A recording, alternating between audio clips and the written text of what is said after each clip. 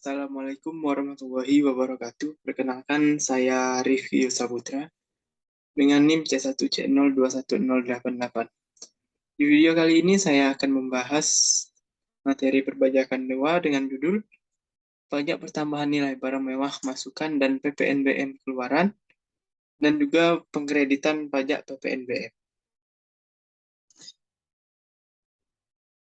Langsung saja, ada 3 submateri yang akan saya sampaikan. Yang pertama ada definisi, lalu perbedaan PPNBM dan PPN, lalu tarif dan cara menghitung PPNBM, serta pengkreditan pajak PPNBM. Definisi PPNBM itu adalah pajak yang dikenakan kepada produsen barang mewah untuk memproduksi atau mengimpor barang tersebut.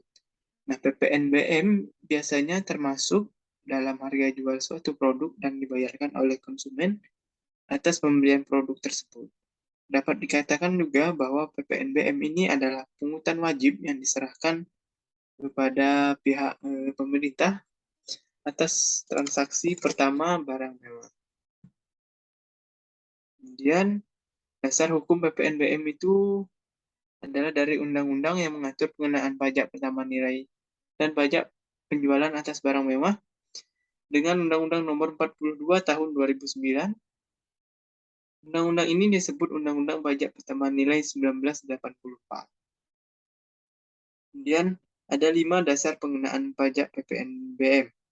Yang pertama itu dikenakan dari harga jual, yaitu harga jual dari barang, lalu penggantian, nilai impor, nilai ekspor, serta nilai lain yang diatur dengan Peraturan Menteri Keuangan. Lalu perbedaan PPNBM dan PPN. Ada 3 perbedaan dasar antara PPNBM dan PPN. Yang pertama adalah pengenaan pajak.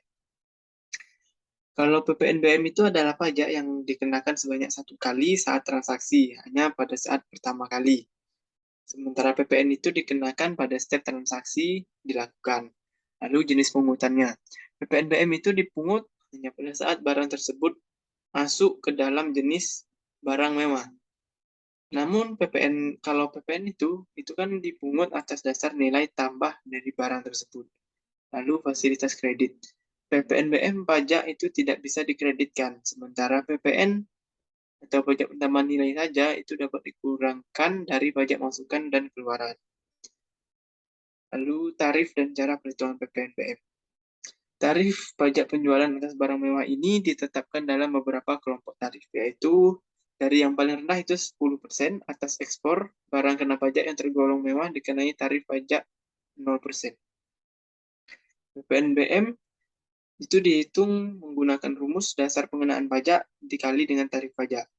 Kita ilustrasikan di sini, pengusaha kena pajak XYZ sebagai pabrikan yang menyerahkan barang hasil produksinya dengan harga 10 juta rupiah.